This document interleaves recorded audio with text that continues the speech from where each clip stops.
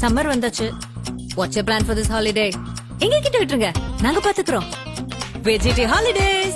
GT Holidays, South India's #1 travel brand. அடகில் இருக்கும் தங்க நகைகளை மீட்டு 10 நிமிடங்களில் பிரைம் கோல்ட் ஹப் மூலம் அதிக விலைக்கு விற்க 7997990028 தொடர்பு கொள்ளவும். அதன் தமிழர்களுக்கு வணக்கம். பல்வேறு துறைகளில் ஆக சிறந்த ஆளுமைகளை சந்தித்து நாம் நேர்காணல் எடுத்து வருகிறோம். அந்த வகையில் மீண்டும் நம்மோடு இணைந்திருக்கிறார் மூத்த பத்திரிகையாளர் திரு துக்ளக் ரமேஷ் அவர்கள். அவரிடம் கேட்பதற்கு நிறைய இருக்கின்ற வாரங்கள் அவரிடமே கேட்போம். வணக்கம் ரமேஷ் சார். வணக்கம் மாதேஷ், எப்படி இருக்கீங்க? நலம் சார். இந்த முருக பக்தர்கள் மாநாடு மதுரையில இந்து முன்னணி நடத்திய மாநாடு, பிஜேபி முழுமையா டேக் ஓவர் பண்ணிக்கிட்டாங்க அந்த மாநாட்டை, அப்படிதான் பார்க்க முடிந்தது. முருக பக்தர்கள் எல்லாம் அழைச்சிருக்கிறதா சொன்னாங்க. பெரும்பாலும் ஆர்எஸ்எஸ் இந்துத்துவ அமைப்புகள், அதே போல பிஜேபியினுடைய தொண்டர்கள் எல்லாருமே அங்க முகாமிட்டு அந்த முருக பக்தர்கள் மாநாட்டில் பங்கேற்றிருந்தாங்க. ஆந்திர துணை முதல்வர் திரு பவன் கல்யாண் வந்து பங்கேற்றிருந்தார். எங்களை சீண்டி பார்க்காதீங்க, எங்க மதத்தை நாங்க வந்து வழிபடுறதுக்கு நீங்க ஏன் தடுக்கிறீங்க, ஏன் இழிவு பண்றீங்க அப்படின்னு எல்லாம் சொல்றாரு. எங்கள் மதத்திற்கு மரியாதை கொடுக்கலனாலே நீங்க பரவாயில்ல, ஆனா வந்து எங்களுடைய அவமரியாதை செய்ய பாக்குறீங்க, இந்துக்களை சீண்டி பார்க்காதீங்க, சாது மிரண்டால் காடு கொள்ளாது அப்படின்னு எல்லாம் சொல்றாரு. இங்கு நம்ம வந்து இந்துக்களுக்கு ஏதேனும் பாதிப்பு ஏற்பட்டிருக்கா என்ன, வழிபாட்டு உரிமையை ஏதேனும் பறிக்கிறாங்களா என்ன, அப்படி ஏதேனும் சிக்கல் இருக்கா என்ன, ஏன் இப்படி பேசுறாரு பவன் கல்யாண்? திரு பவன் கல்யாண் அவர்களுடைய பேச்சு குறித்து நீங்கள் எழுப்பிய வினாவுக்கு பதிலளிப்பதற்கு முன், உங்கள் கேள்வியின் துவக்க பகுதியில் நீங்கள் கூறிய சில கருத்துக்களை அடியோடு நான் நிராகரித்து மாறுபடுகிறேன்.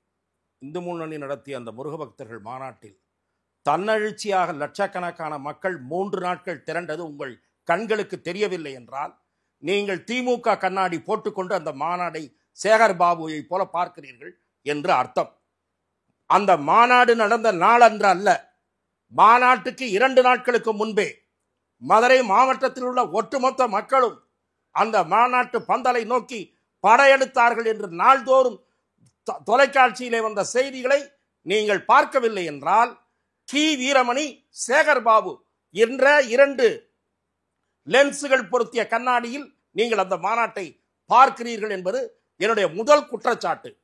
அந்த மாநாட்டில் பெருவாரியான ஹிந்து எழுச்சி வெளிப்படுகிற வகையில் லட்சக்கணக்கான பொதுமக்கள் அந்த 6 படை வீடு போல அங்கே அமைக்கப்பட்டிருந்த, எப்படி ஹைதராபாத்திலே ராமானுஜர் சிலைக்கு கீழே 108 திவ்யதேசங்களைப் போல வடிவமைக்கப்பட்டிருக்கிறதோ, மிக சிறப்பாக வடிவமைக்கப்பட்டிருக்கிறதோ, அதே போல அறுபடை வீடை நம் கண்முன்னே காட்டுகிற வகையிலே அது அமைந்திருக்கிறது என்று எழுதாத தினசரி பத்திரிகைகள் அல்ல, காட்டாத தொலைக்காட்சி அல்ல, லட்சக்கணக்கான பொதுமக்கள் சாறை சாறையாக வந்து பார்த்தார்கள் என்று எழுதியதை சேகர் பாபு தான் ஜீரணிக்க முடியாமல் 2 நாட்களாக தூக்கமின்றி புரண்டு படுக்கிறார் என்றால், மாதேஷும் அதே பார்வையில் பார்க்கக்கூடாது.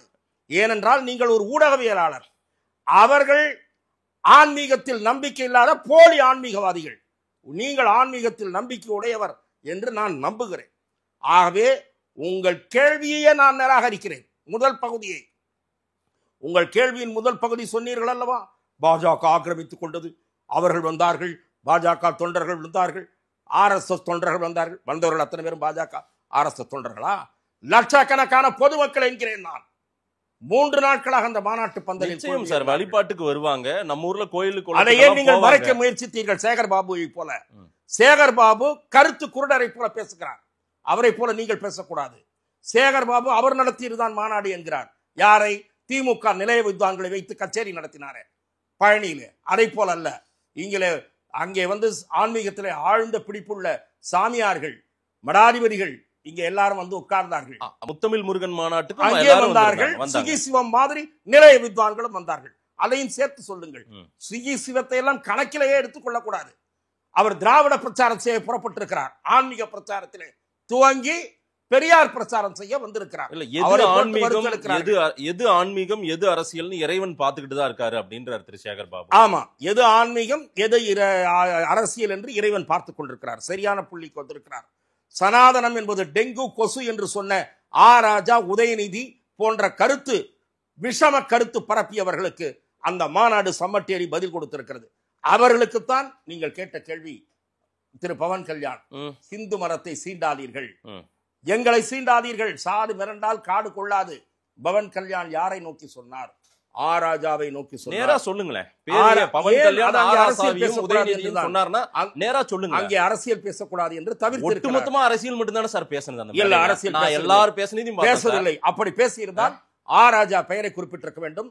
பொன்முடி அநாகரீகமாக அந்த பதவிக்கேற்ற வகையிலேயே நடந்து கொள்ளாத பொன்முடி பெயரை அந்த மாநாட்டில் சொல்லி இருக்க வேண்டும்.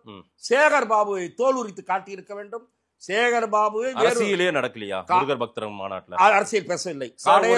இந்து முன்னணி சார்பில் வெளியிட்ட வீடியோவில் பெரியார் அண்ணாவை எல்லாம் விமர்சித்து வீடியோ வெளியிட்டு இருந்தாங்க. ஆமா, அந்த வீடியோ நான் சொல்லுகிறேன், அந்த வீடியோ நாத்திகவாத பிரச்சாரத்திற்கு பதிலடி தருவதற்காக தயாரிக்கப்பட்ட வீடியோ. இல்ல, நீங்க அரசியல் பேசுறீங்க. ஆனால் இந்து முன்னணியினுடைய தலைவர் திரு காளேஸ்வரா சுப்பிரமணியன் அரசியல் ரீதியாக அல்ல, ஆனால் அரசு மீது ஒரு விமர்சனத்தை முன்வைத்திருக்கிறார். அது ஒன்றுதான் திராவிட முன்னேற்ற கழக விமர்சனம். இந்த அரசு அறநிலையத்துறை கட்டுப்பாட்டில் இருக்கக்கூடிய இந்த கோயில்கள், அந்த கோயில்களுக்கு வரக்கூடிய பணம், இது ஏற்கனவே பொதுவெளியிலே பலர் எழுப்புகிற கேள்வி, குற்றச்சாட்டு. சரி, கோயிலுக்கு வருகிற பணத்தை நீ திருமண மண்டபமும் காலேஜ் கட்டுவதற்கும் எவனும் உண்டியில போடல, கோயில் செலவுக்கு பயன்படுத்தணும். சரி, கோயில் நலிந்த கோயில்களுடைய செலவு கூட பயன்படுத்தலாம். சரி, ஆனா ஒரு விளக்கு பூஜைக்கோ கும்பாபிஷேகத்துக்கோ அல்லது கோயில்ல இருக்கக்கூடிய திருப்பணிக்கோ சிதிலமடைந்த இதை சரி செய்வதற்கோ தேரை சரி செய்வதற்கோ அதுக்குதான் பயன்படுத்தணும். அதுக்குதான் பயன்படுத்தி இவர் விளம்பர வெளிச்சம் தேடுறதுக்கு காலேஜ் கட்டுறாங்க, பஸ் ஸ்டாண்டு, மண்டபம், இதெல்லாம் கேட்கல. கோயில் சம்பந்தப்பட்ட பணத்துக்கு மட்டும்தான் பயன்படுத்தணும். அதை தாண்டி அவர்களுடைய கோஷம் அறநிலையத்துறையே வெளியேறுன்றது. சார், திமுக ஆட்சி வந்த பிறகாக திரு சேகர் பாபு ஒரு டேட்டா கொடுக்கிறார். தெப்ப குளங்கள் எவ்வளவு தெப்ப குளங்கள் உருவாக்கப்பட்டது, அதுதான் நான் சொல்றேன். அறநிலையத்துறை கட்டுப்பாட்டுல இருக்கிற முருகன் கோயில்ல எது திருப்பணி நடந்திருக்கு, முருகன் கோயில் இதெல்லாம் நான் மறுக்கவில்லை. நான் படித்து ஒரு பெரிய டேட்டாவே சொல்றேன். நான் சொல்றேன், இதெல்லாம் நான் மறுக்கவில்லை. திரு சேகர் பாபு அமைச்சராக பொறுப்பேற்ற பிறகு கோயில் திருப்பணிகள் அல்லது கோயில் சொத்துக்களை மீட்பதில் ஆர்வம் காட்டவில்லை என்று நான் சொல்லவில்லை. அதை செய்திருக்கிறார். இதை நான் என்னுடைய எழுத்தில் பதிவு செய்திருக்கிறேன். ஆனால் வேறு ஒரு பார்வை இருக்கிறது. கோயில் பணத்தை எடுத்து ஏசிக்கு கார் வாங்கக்கூடாது. கோயில் ஏசிக்கும் ஜேசிக்கும் அது அரசாங்கம் தனி செப்பரேட் நிதி கொடுக்கணும். இது ஒரு தனி பார்வை சார். இது பெருவாரியான மக்களின் பார்வை. கோயிலுக்கு நிலம் எழுதி வச்சிருக்கான், நீங்க விட்ட லீஸை ஒழுங்கா வசூல் பண்ணாம இருக்கீங்க, அதெல்லாம் வாடகைக்கு ஏத்தாம இருக்கீங்க. எவ்வளவு காலமா குறைந்த லீஸ்ல இருக்காங்க, குறைந்த வாடகையில இருக்காங்க, சந்தை மதிப்பை விட மிக குறைவான வாடகைக்கு விட்டுருக்கீங்க. இந்த மாதிரியான முறைகேடுகள்லாம் தடுக்கணும்னு சொல்றோம். இல்ல, அலுவலக பணிக்குன்னு பயன்படுத்தணும்ல சார், அந்த பணம் பயன்படுத்துவாங்கல்ல. அலுவலக பணிக்கெல்லாம் பயன்படுத்தக்கூடாது. நீ சம்பளம் தனியா கொடு. சம்பளம் ஜேசி கார் வாங்குறதுக்கு கோயில் பணமா? ஜேசிக்கு கார், நான் சொல்றது கார். பணியாளர்கள் சம்பளம்ன்றது எனக்கு தெரியாது. சரி, அதாவது அவர் கோயில் பணியாளர்களுக்கு என்ன சம்பளம் கொடுக்கறது, எதுல இருந்து கொடுக்கறது. ஆனா கார் இவங்களுக்கு சரியா இல்லைன்னு வச்சுங்க, ஒரு ஜேசி மாறினா கார் சரியா இல்லை, காரை மாத்திடணும். யார் பணம்? ஃபைனான்ஸ் டிபார்ட்மெண்ட்லேருந்து அதுக்குன்னு தனி ஒரு இது ஒதுக்குங்க, பொதுத்துறையில் ஒதுக்குங்க, இல்லை இருக்காது ஒதுக்குங்க. ஐஏஎஸ் அதிகாரிகளுக்கு என்ன பண்ணுறீங்களோ அந்த மாதிரி பண்ணிட்டு போங்க. கோயில் பணத்தில் கோயில் வேலையை தவிர திருத்தேர் பராமரிப்பு, திருக்குள பராமரிப்பு, கோயில் புனரமைப்பு, இந்த மாதிரியான இதுக்கு தான் பண்ணணும். இல்ல, இதெல்லாம் நடந்திருக்குன்னு சொல்றாரு ஒரு டேட்டா. அதுதான் நான் சொல்றேன். அதெல்லாம் நடந்து மேற்படி நீங்க சொல்ற இதெல்லாம் நடக்குது. அந்த நான் வரவே இருக்கிறேன். சேகர் பாபு நான் எதுவுமே செய்யலன்னு சொல்ல மாட்டேன். ஓகே, சேகர் பாபு அரசியல் ரீதியா அவருக்கு சொல்ல வேண்டிய நிர்பந்தம் என்ன, இந்த முருகன் பக்தர் மாநாட்டை விமர்சிக்க வேண்டிய நிர்பந்தம் சேகர் பாபு. ஆனா ஒரு விஷயத்த சேகர் பாபுவை பாராட்டலாம். என்னன்னா, திருமாவளவன் மாதிரி போலி இது கிடையாது. திருமாவளவன் நல்லா சூப்பரா வேஷம் போடுறாரு. உபூதி கொடுத்தா இட்டுக்கு வரான், கொஞ்ச நேரம் கழித்து அழிச்சிட்டு வரான். அதுவும் போட்டோ எடுக்கும் போது தான் அழிப்பாரான் சார். திமிரு. கோயில் கும்பாபிஷேக சிதம்பரம் தேர்தலப்ப அது முடியுதா? தலப்பா கட்டு ஏத்துக்கிட்டு அதை ஏத்துக்கிட்டு இன்னும் காவடி குடம் மட்டும்தான் எடுக்கல திருமாவளவன். நல்லா குடம் எடுத்துட்டு வீதியில வந்தாதான் ஓட்டு கிடைக்கணும். அது கூட கொடுத்து அதுக்கு விளக்கம் கொடுத்துட்டா சார். என்ன காலையில இருந்து நான் இரவு வரைக்கும் வச்சுட்டு இருக்கணுமா? அதெல்லாம் கிடையாது. எதுக்கு அழிக்கிறேன்? 10 நிமிஷத்துல எதுக்கு அழிக்கிறீங்க? அதுக்கு உங்களுக்கு இதுவாயிருந்தா? இது அவருடைய தனி மனித உரிமை. தனி மனித உரிமை இல்ல, உன்னுடைய நாத்திகவாதம் தோலுரிக்கப்படுகிறது அந்த இடத்துல. ஆனால் அதே திருமாவளவன் கும்பாபிஷேக விழாவில் கலந்துகிட்டாரு. எப்போ? தேர்தல் நேரத்துல. தேர்தல் முடிஞ்ச உடனே இதெல்லாம் பண்ணுவாரு, சீன்லாம் போடுவாரு. நான் என்ன சொல்றேன், திருமாவளவன் ஓட்டு கேட்கிறப்போ சிதம்பரம் 4 மாட வீதியும் அதே பொசிஷன்ல வந்தீங்கன்னா தான் ஓட்டுன்னா அழிச்சிட்டு போவார. 4 மாட வீதியும் பட்டையா ஊதியோட தான் வரணும், அப்பதான் ஓட்டுன்னு தீட்சிதர்கள் சபை முடிவு பண்ணுதுன்னு வைங்க. ஃபர்ஸ்ட் ஆளா போட்டுருவார் விபூதி. ஓட்டு ஓணுன்னா என்னென்ன வேஷம் போடுறீங்க, அதான் அந்த மாநாடு சொல்லியிருக்கு. ஓட்டுக்காக வேஷம் போடுகிற இவர்களை பாடம் புகட்டுங்க, ஹிந்து எழுச்சி உருவாகணும். நாத்திகவாதம் பேசுகிறார்கள், கடவுள் மறுப்பு பேசுகிறார்கள், குறிப்பிட்ட ஒரு மதத்தை மட்டும் இழிவுபடுத்துகிறார்கள். இந்த கருத்தெல்லாம் யார் பண்றாங்கன்னு புரியுற மாதிரி பேசிட்டாங்க. இல்ல நேரடியா சொல்லி பேசணும். இந்து மத இழிவுன்றதோ இந்து மதத்தை தாக்குவது என்பதோ இந்து மத உணர்வாளர்கள் இந்துக்களுக்கு ஆபத்து என்பது போலவே அங்க எல்லாருமே பேசினாங்க. ஆமா, ஒரு ஆபத்தும் இல்லையே. ஆபத்தெல்லாம் இல்ல. வழிபாட்டு உரிமை எங்க சார் சிக்கல்? வழிபாட்டு உரிமையில சிக்கல் எந்த சிக்கலும் இல்ல. வழிபாட்டு உரிமையில சிக்கல் இல்ல சார். ஆனா திமிர்த்தனமா பேச முடியுது. உபூரிட்டு இருந்தா அந்த அர்த்தம், நாமம் போட்டிருந்தா இந்த அர்த்தம்னு அவரையெல்லாம் ஓட ஓட விரட்டி அடிக்கணும் வர தேர்தல்ல. அதுதான் அந்த உணர்வு. இல்ல அதெல்லாம் அவரை தூக்கி பதவியில இருந்து வெளியே தூக்கி போட்டாரு. பதவியில இருந்து வெளியே தூக்கி போடலைன்னா உங்க கவர்மெண்ட் போயிருக்கணும். என்னது மக்கள் திரும்ப போட மாட்டாங்க. அந்த ஒரு பேச்சை திரும்ப திரும்ப தமிழ்நாடு முழுக்க ஒளிபரப்புவார்கள். என்ன நாத்திகவாதம் பேசிட்டு இருக்கீங்க? திமிரெடுத்து போய் மற்ற மதத்தை பத்தி பேச முடியுமா நீங்க? ஏன் திராவிடர் கழகம் செவருல எழுதுது? இப்பெல்லாம் எழுதுறது இல்லை தெரியுமா உங்களுக்கு? இவங்க ஆட்சியில் இருந்தாங்கன்னா அடக்கி வாசிக்கிறாங்களா இல்ல பாயிங்க மேல இருக்கிற அச்சமான்னு தெரியல, இஸ்லாமியர்கள் மேல இருக்கிற அச்சமான்னு தெரியல. முன்னெல்லாம் செவருல எழுதியிருப்பார் வீரமணி. இப்ப எழுத சொல்லுங்களா பார்க்கலாம், தைரியம் தான். 786 என்ன அல்லாவின் டெலிபோன் நம்பரா? தீக்கா எழுதும் தெரியுமா மாநாடு நடக்கிற இடங்கள்ல? எழுத சொல்லுங்களா பார்க்கலாம். அதைதான் பவன் கல்யாண் பேசியிருக்காரு. பிற மதம்னா பயப்படுறான், ஹிந்துன்னா பயப்படல. பயப்பட வேண்டிய நிலையை உருவாக்குங்கள்றான் பவன் கல்யாண். பவன் கல்யாண் பேச்சை நான் முழுமையாக ஆதரிக்கிறேன். தீவிர இந்துத்துவவாதியாக பவன் கல்யாண் பேசியிருப்பதை நான் ஆதரிக்கிறேன். அப்போதுதான் நாத்திகவாதிகளுக்கு அச்சம் பிறக்கும். இனிமேல் பேசினால் விளைவுகளை சந்திக்க வேண்டியிருக்கும் என்ற அச்சம் வர வேண்டும்.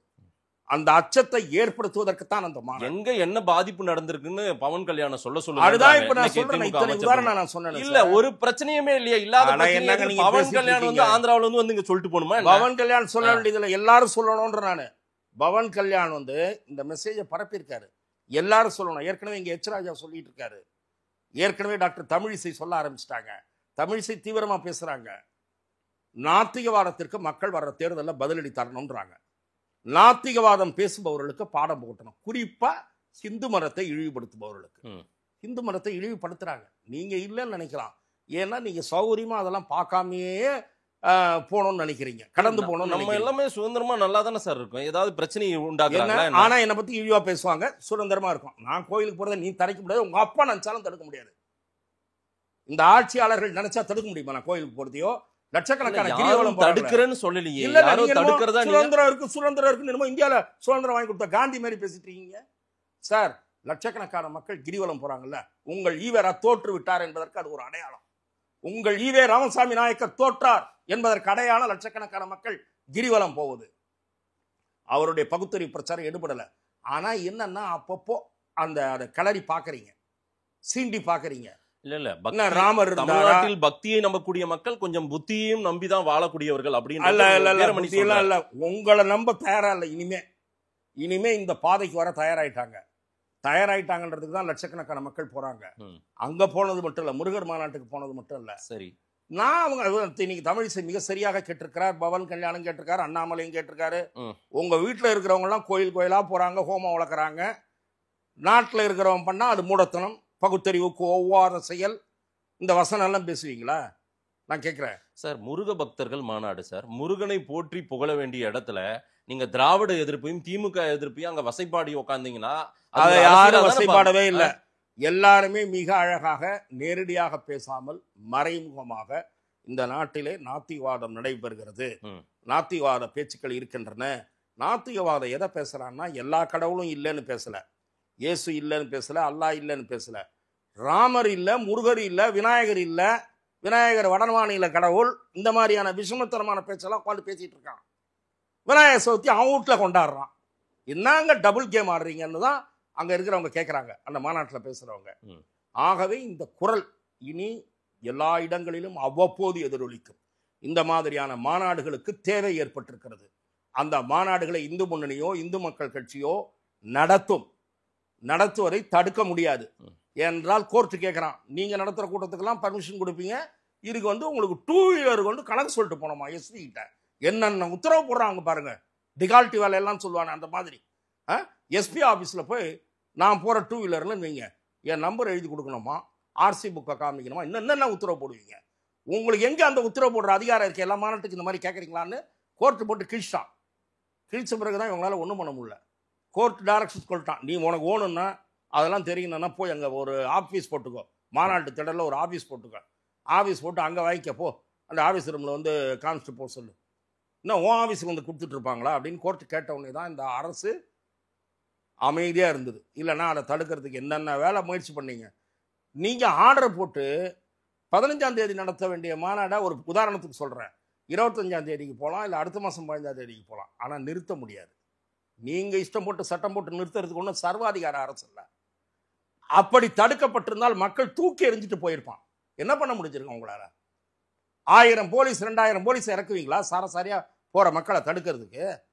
அப்படி என்றால் நீங்கள் எக்ஸ்போஸ் ஆகி இருப்பீர்கள். ஆகவே இந்த அரசாங்கத்தின் அத்தனை இடையூறுகளையும் அத்தனை சதிகளையும் நொறுக்கி முறியடித்து விட்டு அந்த மாநாடு நடந்திருக்கிறது, வெற்றிகரமாக நடந்திருக்கிறது. என்ன மாற்றத்தை நிகழ்த்தக்கூடிய மாநாடா இது நடந்திருக்குன்றீங்க? இந்து எழுச்சியை வித்திடக்கூடிய மாநாடாக, இந்து மக்கள் எழுச்சியோடு சிந்திப்பதற்கும் எதிராக நாத்தியத்தை எதிர்கொள்வதற்கும் தேவைப்பட்டால் பாடம் புகட்டுவதற்கும் உரிய வகையில் பாடம் புகட்டுவதற்கும் ஒரு எழுச்சியை ஏற்படுத்த இந்த மாநாடு உதவி இருக்கிறது. சொல்லப்போனால் ஒரு முக்கிய திருப்பமாக அமைந்திருக்கிறது. இந்துக்கள் எப்போதுமே எழுச்சி அடைந்தவர்களாகத்தான் இருப்பார்கள். இல்ல, எழுச்சி அடைந்தவர்களாக இந்துத்துவ சக்திகளால் ஏதேனும் ஒரு பிரச்சனை விஷம பிரச்சாரத்தை நீங்க கொண்டு போனீங்கன்னா அதை ஏற்றுக்கொள்ளக்கூடிய இடத்துல அவங்க இருக்க மாட்டாங்கல்ல. இல்ல, நீங்கள் திரும்பவும் திசை திருப்புவதற்கு முயற்சிக்கிறீர்கள். இந்து மக்கள் ஆன்மீகத்தில் நம்பிக்கை உள்ளவர். ஆமா, மிக பெருவாரியான இந்து மக்கள் உணர்வு உள்ளவர். அதெல்லாம் சாமியை கும்பிட்டு யாருக்கு ஓட்டு போடணுமோ போடுவாங்க. கரெக்டா? அல்ல, அதுதான் இப்போது என்ன திருப்பம் என்றால், சாமியை கும்பிடுவார்கள், சாமியை கும்பிடுவதாக வேஷம் போட்டுக்கொண்டே இந்து மக்களை மட்டும் சீண்டிக் கொண்டிருக்கிறார்கள், இன்னெல்லாம் சீண்டிக் கொண்டிருக்கிறார்கள் என்கிற கருத்துக்கள் தொடர்ந்து அம்பலப்பட்டு வருகின்றன. அவர்களை கவனித்துக் கொள்வார்கள். இவர்களை எல்லாம் கொஞ்சம் ஞாபகம் வைத்துக் கொள்ள வேண்டும். தேர்தல் வருகிற போது இவர்களை எல்லாம் கொஞ்சம் ஞாபகத்தில். தேர்தல் மாநாடு இது, தேர்தல் மாநாடு அல்ல. அந்த சிந்தனை எழுச்சியாக, அதாவது நான் சொல்லுவது, சிந்திக்க தெரிந்த மக்களுக்கு ஆன்மீக மண் தான் இது. சரிங்களா? இந்த மண்ணில் இருக்கக்கூடியவங்களுக்கு இதை சொல்ல வேண்டிய கட்டாயம் ஏற்பட்டிருக்கிறது. இது பெரியார் மண், ஈவேரா மண் என்ற புரட்டு வாதத்தை நிராகரித்து இது சாமி மண், ஆன்மீக மண் என்ற வார்த்தையை இன்றைக்கு சொல்ல வேண்டிய கட்டாயம் ஏற்பட்டிருக்கிறது. இதுக்கு முன்னாடி என்ன சொல்லிட்டு இருந்தீங்க? இது ஈவேரா மண், அதுதான் சீமான் சொன்னாரு. ஈவேராவே ஒரு மண்ணு, நீ ஈவேரா மண்ணுன்றியான்னாரு. ஏன் சொல்ல முடிகிறது என்றால் அந்த அளவு ஆன்மீக எழுச்சி ஏற்பட்டிருக்கிறது. சீமான முருகன் எங்கள் கடவுள்றாரு. சீமான் இது அரசு. ஆனாலும் RSS பிஜேபி கொண்டாடின மாநாட்டை வந்து அவர் ஆதரிக்கல. நான் சொல்லுவது, இந்து எழுச்சி உருவாகி இருப்பதை இவர்கள் உணர்ந்திருக்கிறார்கள். அண்ணா திராவிட முன்னேற்ற கழகம் இந்த மாநாட்டை ஆதரித்திருப்பதை நான் வரவேற்கிறேன் வெளிப்படையாக. ஏன்னா அதுதான் செல்வி ஜெயலலிதா காட்டிய வழி. செல்வி ஜெயலலிதா காட்டிய வழி என்னன்னா, கிறிஸ்துமஸுக்கு வாழ்த்து சொல்லுவார், கிறிஸ்துமஸ் கேக் வெட்டுவார், ரம்ஜானுக்கு வாழ்த்து சொல்லுவார், இஃப்தார் விருந்தளிப்பார். அதே போல விநாயகர் சதுர்த்திக்கு வாழ்த்து சொல்லுகிற தெம்பும் தைரியமும், சரஸ்வதி பூஜைக்கு வாழ்த்து சொல்லுகிற, நான் திராவிட இயக்க தலைவிதான், சரஸ்வதி பூஜைக்கு வாழ்த்துக்கள் மக்களுக்கு, தீபாவளிக்கு வாழ்த்துக்கள் சொன்ன தலைவி, துணிச்சல் உள்ள தலைவி செல்வி ஜெயலலிதா. டாக்டர் தமிழிசை மிக நேரடியான சவாலான கேள்வியை கேட்டிருக்கிறார். ரம்ஜானுக்கு வாழ்த்து சொல்லுகிற முதலமைச்சரே, எங்கே தீபாவளிக்கு வாழ்த்து, எங்கே விநாயகர் சதுர்த்திக்கு வாழ்த்து? அப்படியானால் நீங்கள் பேசுவது போலி மத சார்பு என்பது நீங்கள் தான் ஒரு மத சார்பு அரசியல், மைனாரிட்டி தாஜா அரசியல். டாக்டர் தமிழிசையின் கேள்விக்கு நேர்மையான நாணயமான பதிலை திராவிட முன்னேற்ற கழகத்திடமிருந்து நான் எதிர்பார்க்கிறேன். சார், தமிழ்நாட்டுல இந்து கன்சாலிடேஷன் ஒன்னு பண்ணுவதற்கான முயற்சின்னு சொல்றாங்க. நான் கேட்ட கேள்வி பிஜேபி கன்சாலிடேஷன் பெருசா நடக்கல. நீங்கள் தமிழிசை கேள்விக்கு நீங்க பதில் அதுதான் சொல்றேன் சார். தமிழிசை கேள்விக்கு பதில் சொல்லுங்க. எனக்கும் சேர்த்துதான் நீங்கள் முதலமைச்சர். எனக்கு தீபாவளி வாழ்த்து நீங்க அவரு இப்ப சொல்லலன்னா என்ன, தீபாவளி கொண்டாட முடியாம போயிருமா? அதனால தீபாவளி நின்னு போயிடுமா என்ன? இல்ல, அதனால்தான் எதற்காக இதை சொல்லுகிறார்கள் என்றால், பவன் கல்யாணம் தமிழிசையும் எதற்காக இதை சொல்லுகிறார்கள் என்றால், இந்துக்கள் உணர்வை புண்படுத்துவது என்பது இவர்களுக்கு ஒரு வாடிக்கை. இல்ல சார், அவங்க தீபாவளி வாழ்த்து சொல்லியா தீபாவளி ஒழுங்கா இதாக போகுது. அது நீங்க புரிஞ்சுக்கிட்டீங்கன்னா அதுவே போதும். சரி, நீங்க நடக்கிறது. நீங்க வந்து கடவுளை வணங்குவோன் காட்டு மிராண்டின்னு சொன்னவரை தூக்கி எறிந்து விட்டுதான் இன்றைக்கு லட்சக்கணக்கான மக்கள் போறாங்க. கடவுளை வணங்குபவன் காட்டு மிராண்டி என்பவர் சிலையாக இருக்கிறார் திருவரங்க கோயிலுக்கு முன். அவரை தாண்டித்தான் ஆயிரக்கணக்கான மக்கள் உள்ளே போகிறார்கள். நீ ஆச்சு உன் கொள்கை ஆச்சுன்னு சொல்ற மாதிரி தான் அதுக்காக. நீங்கள் வெங்காயம் உங்க கொள்கை வெங்காயம் சொல்லிட்டு தான் லட்சக்கணக்கான மக்கள் கோயில் ஒன்றே குலம் ஒருவனே தேவன் சொல்லிட்டாரு. திமுக இன்னைக்கு வந்து அந்த கட்சியிலே 80% ஏன்னு சொல்லிட்டாங்கன்னா பல்டி அடிச்சு ஓட்டுக்காக. நீங்க ஈவேரா தொண்டரடி பொடியாடுவார்களாச்சு இல்ல பல்வேறு ஓட்டுக்காகனாலையும் ஓட்டு அங்கதான் போடுறாங்க, இங்க வரல. இல்ல அதுதான் இனிமே போட மாட்டாங்க. இல்ல சார், போடக்கூடாது. பிஜேபி முதல்ல பிஜேபி கன்சாலிடேஷனே தமிழ்நாட்டுல பெருசா நடக்கிறது இல்ல. அதுக்கப்புறம் தான் இந்து கன்சாலிடேஷன். உங்களை நம்பி எல்லாரும் சேரணும். நான் சொல்றது என்னன்னா, நீங்க இந்த மாநாட்டினுடைய எதை கேட்டீங்க, பர்பஸ் கேட்டீங்க. அதுதான் பர்பஸ். என்னன்னா, ஒரு குறிப்பிட்ட மதத்தை இழிவுபடுத்துவது அது இனிமேல் செய்ய முடியாது. ஒரு குறிப்பிட்ட மதத்தினர் வழங்குகிற கடவுள்கள் பற்றி, அவர்களுடைய புராணங்கள் பற்றி கேலி பேசுவது அதை இனிமேல் செய்ய முடியாது. செய்தால் இவர்களை எல்லாம் அடையாளம் கண்டுகொள்ளுங்கள் என்று சொல்லுவதற்குத்தான் இந்த செய்தி தான் முக்கியமானது. அதற்கு சரியான ஆயுதமாக திருப்பரங்குன்ற மலையை சிக்கந்தர் மலை என்று திசை திருப்புகிற போலியான பிரச்சாரத்தை அது ஒரு ஆயுதமா கிடைச்சது. அது ஆயுதமா கிடைச்ச உடனே இதை வச்சுதான் இவனுங்களை அடிக்கணும் அப்படின்னு எடுத்தாங்க இந்த இஷ்யூவை கையில. சிக்கந்தர் மலைன்றான் திருப்பரங்குன்ற மலையை போய் இந்த மாதிரிதான் விட்டா நாளைக்கு ஒவ்வொன்றும் சொல்லுவான் அப்படின்றதுக்கு பதிலடி தருவதற்குத்தான் அந்த மாநாடு. முத்தமிழ் முருகன் மாநாடு அரசாங்கம் நடத்தினது இந்த வருஷம் தொடக்கத்திலேயே. இந்த முருக பக்தர்கள் மாநாடு இந்து முன்னணி பிஜேபி நடத்தி இருக்கிறது. என்ன வித்தியாசம் சார் இது ரெண்டுக்கும்? அது நடத்தியது அரசாங்கம் அப்போது எழுந்த சனாதன தர்மம் குறித்த சர்ச்சை, அதே போல திராவிட முன்னேற்ற கழகத்திற்கு எதிராக சொல்லப்பட்ட விமர்சனங்கள், அதை திசை திருப்புவதற்கு நடந்த மாநாடு. சார் அது பெரிய அளவுக்கான ஒரு ஸ்பேஸ் எடுத்து அதெல்லாம் கிடையாது. உச்சநீதிமன்றத்திலிருந்து தொடங்கி வெவ்வேறு மாநிலங்களில் கேச சந்திக்க வேண்டிய நிலைமை துணை முதலமைச்சருக்கு ஏற்பட்டது. ராஜா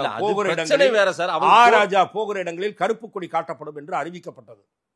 அதற்காக திசை திருப்புவதற்காக நாங்கள் பழனியிலே கூட்டுறோம் என்று சொல்லி நடத்தினீர்கள். அது எழுச்சியே இல்லாமல் 5000 பேருக்குள்ள நடந்த ஒரு 2000-3000 பேர், அதிகபட்சம் 5000 இருக்கலாம் என்று பத்திரிகைகள் தான் எழுதுனாங்க. எங்க ரிப்போர்ட்டர் ஆதினமார்கள் எல்லாம் போனாங்க, அவங்க கிட்ட நான் எங்க ரிப்போர்ட்டர் போனேன். நான் எங்க ரிப்போர்ட்டரை நம்புறேன். 5000 பேர் கூட இருக்காது, அதிகபட்சம் அவ்வளவுதான் எழுதுவீங்க. இல்ல நீங்க சொல்லுவீங்க, நீங்க திமுக. நான் தான் சொன்னேன், சேகர் பாபு கண்ணாடி போட்டுட்டு தான் உங்களுக்கு இந்த மாநாடு வந்து பிஜேபி தொண்டர்கள்னு சொன்னீங்க. 3 நாள் பொதுமக்கள் போனது உங்களுக்கு தெரியல. பொதுமக்கள் போனாங்க, பொதுமக்கள் போனாங்க. ஏதோ கம்மியா சொல்றீங்க. சாரையாக போனார்கள் அப்படி சொல்லணும். சாரையாக போனார்கள் பத்திரிகையில் அப்படி எழுதியிருக்கான். நீங்க அதெல்லாம் படிக்கிறது இல்லை. படிக்க மாட்டீங்கன்னா ஏன் படிக்க மாட்டீங்கன்னா, உங்களுக்கு சௌரியமான செய்தி தேவை. முரசொலி வரவே வராது. அல்லன்னா நீங்க என்ன பண்ணியிருப்பீங்க, இந்த மாதிரி ஒரு மாநாடே நடக்கலன்னு சொல்லியிருப்பீங்க. முரசொலியை தவிர எல்லா பத்திரிகையும் எழுதுனதுனால இந்த மாநாட்டை உங்களாலும் கடந்து போக முடியவில்லை.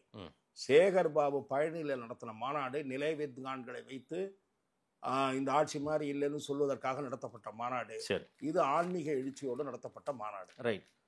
முருகர் எங்க பக்கம் தான் இருக்காரு, முருகனுக்கு பெருமை சேர்க்கும் விதமாக திமுக ஆட்சி மட்டும் தான் நடந்துட்டு இருக்கு, முருகனே சிஎம் பக்கம் தான் இருக்காருன்ற அளவுக்கு நேற்றுக்கு சேகர் பாபு பேசியிருக்காரு. இது வந்து முழுக்க முழுக்க ஒரு அரசியல் மாநாடு தான் அங்க நடந்திருக்குது. இந்த அரசியல் மாநாட்டை மக்களும் நம்ப மாட்டாங்க, இறைவனும் நம்ப மாட்டாரு. லட்சக்கணக்கான மக்கள் வந்திருப்பதே சேகர் பாபுக்கு கொடுக்கப்பட்டிருக்கக்கூடிய பதில். ஆகவே இவர் முருகனே எங்க பக்கம் தான் இருக்கலாம், நானே காவல் எடுக்கிறேன், இதெல்லாம் சோசார் முன்னாடியே எழுதிட்டாரு. இப்ப இல்ல, இதெல்லாம் முருகர் மாநாடு, இந்த இவர் பொன்முடியினுடைய ஆணவ பேச்சு, இதுக்கெல்லாம் ஒரு 25 வருஷம் முன்னாடி எழுதினார். ஒரு 20 வருஷம் முன்னாடி. திராவிட முன்னேற்ற கழகம் ஓட்டுக்காக என்ன விஷயம்னா போடுவோம். நீங்கள் வந்து ஓட்டு நல்லா காவடி எடுத்துகிட்டு வந்தால் ஓட்டு போடுவாங்க, அளவு குத்திட்டு வந்தால் ஓட்டு போடுவாங்கன்னா அதுவும் பண்ணிவிடுவாங்க. அடுத்த தேர்தலில் எல்லாம் திமுக சார்பாக வேட்பாளர்களால் நிற்கிறவங்கலாம் பட்டப்பட்டையாக ஊர்தி அடிச்சுட்டு வந்து, நாங்கள்லாம் முருகன் மேலே தீராத நம்பிக்கை வைத்திருப்பவர்கள் அழகு குத்திட்டு வந்தாதான் ஓட்டுன்னு ஒரு பகுதியில் சொல்கிறான்னு வச்சுங்க, அழகை குத்திட்டு கிளம்பிடுவாங்க ஓட்டு கேட்க. அப்புறம் பார்த்துக்கலாம், ட்ரீட்மெண்ட் எடுத்து ஊதி வச்சுக்கலாம். நம்பிக்கை இல்லாமலாவது அதை செய்வார்கள். ஓட்டுக்காக என்ன விஷயம் வேண்டுமானாலும் போடுவார்கள். ஆகவே முருகனே முதலமைச்சருக்கு பக்கத்தில் இருக்காருன்னு சொல்லலாம். முதலமைச்சருக்கு அதாவது அவர் பெருமை சேர்ப்பதாக நினைத்து கொண்டு அவர் சொல்லிக் கொண்டிருக்கிறார். முதலமைச்சருக்கு இதுவரை அவர் தன்னுடைய இறை நம்பிக்கையை வெளிப்படையாக வெளிப்படுத்தியதே இல்லை. அது இதுவரை அவர் தன்னுடைய இறை நம்பிக்கையை பறைசாற்றும் வகையில் ஒரு நடவடிக்கையிலும் ஒரு செயலிலும் ஈடுபடவில்லை. வெளிப்படையாக தன்னால் அரசாங்க ரீதியாக ஈடுபட வேண்டியது கட்டாயம். அவர் தான் கையெழுத்து போடுறார், கும்பாபிஷேகத்துக்கெல்லாம் நிதி ஒதுக்கிறதுக்கு அவர் தான் கையெழுத்து போடுறார், உத்தரவு போடுறார். ஆனால் அவருக்கு இறை நம்பிக்கை இருக்கிறதா கேள்விக்குறி. அவருடைய இல்லத்தரசிக்கு இருக்கிறது, அவர்களுக்கு இருக்கிறது. அவருக்கு ஆழ்ந்த பிடிப்பு இருக்கிறது, சமய நம்பிக்கையில் ஆழ்ந்த நம்பிக்கை உள்ள பிடிப்பு இருக்கிறது. ஆகவே இறைவன் அவருக்கு பக்கத்துணையாக இருப்பார் என்று வேண்டுமானால் சொல்லலாமே தவிர, இந்த இவரு நாங்க பழனியில நடத்தினதுதான் மாநாடு, அதனால் இருப்பார் என்று சொல்வது காதிலே பூ சுற்றுகிற வேலை. திரு அண்ணாமலை அவர்களுடைய பேச்சில் ஒரு விஷயத்த சொல்றாரு. இனிமேல் பள்ளி குழந்தைகள் ஸ்கூலுக்கு போகும்போதெல்லாம் ருத்ராட்சை அணிஞ்சிட்டு போங்க, திருநீர் வச்சுட்டு போங்க அப்படின்லாம் சொல்றாரு. பாட புத்தகங்கள் எடுத்துட்டு போங்க, அதே போல மாணவர்கள் தவறாம பள்ளிக்கு போங்க, படிக்க போங்க அப்படின்ற ஒரு விஷயத்தை தானே நாம் சொல்லணும். அதெல்லாம் செய்து கொண்டிருக்கிறார்கள். இருங்க, அதெல்லாம் செய்து கொண்டிருக்கிறார்கள். இங்கே இருக்கக்கூடிய சில பள்ளிகள், தமிழ்நாட்டில் தான் இது நடக்கும். ஊதி அணிஞ்சிட்டு வரக்கூடாது, மத அடையாளங்கள் இருக்கக்கூடாது. ஏன் சொல்றீங்க? இஜாப் பிரச்சனை வரும்போது வேண்டாம். அதுக்கு மட்டும் உங்களுக்கு கொந்தளிச்சிங்கல்ல.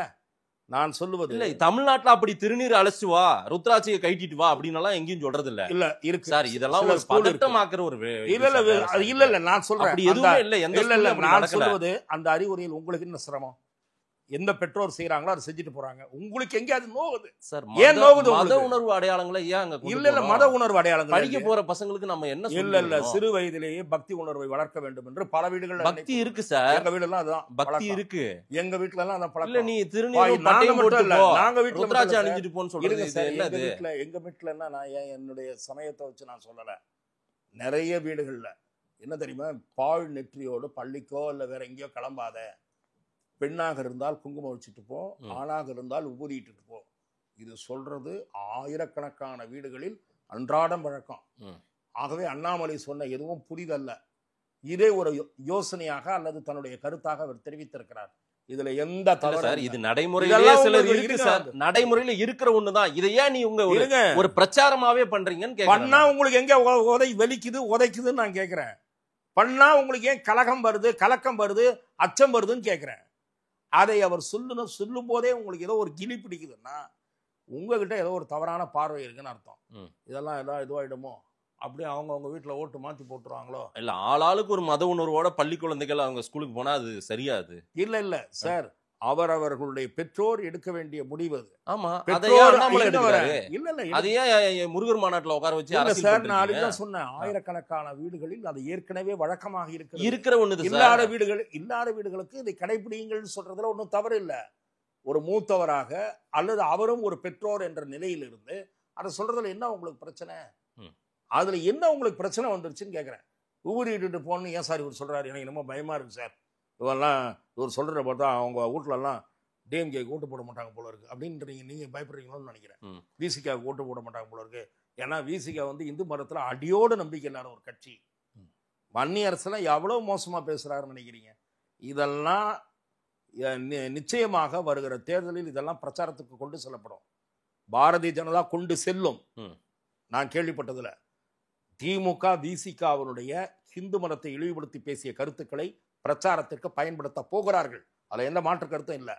தைரியம் இருந்தா அப்ப நீங்க சொல்லணும், எப்பா எல்லாரும் நாங்கெல்லாம் அநியாயத்துக்கு தெய்வ பக்தி உள்ளவங்க, இவங்கள விட நாங்க வேணா புரண்டு ஓட்டு கேட்கிறோம், வீட்டுல ரோட்ல புரண்டு ஓட்டு கேட்கிறோம் அப்படின்னு சொல்ல வேண்டிய நிலைமை கூட உருவாகலாம். சரி, ஆன்மீக அரசியல், கடவுள் அரசியல், சாமி அரசியல் எல்லாம் தமிழ்நாட்டில் எடுபடுமா சார்?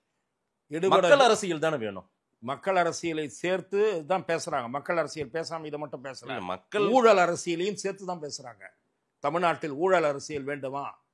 மக்களுக்கான திட்டங்கள் என்ற பெயரில் எல்லா திட்டங்களிலும் 10% முதல் 25% வரை கமிஷன் அடிக்கும் ஒரு ஊழல் அரசியல் தொடர வேண்டுமா என்றதெல்லாம் சேர்த்து தான் பேசுறாங்க. மக்கள் அரசியல் பேசாம இல்ல.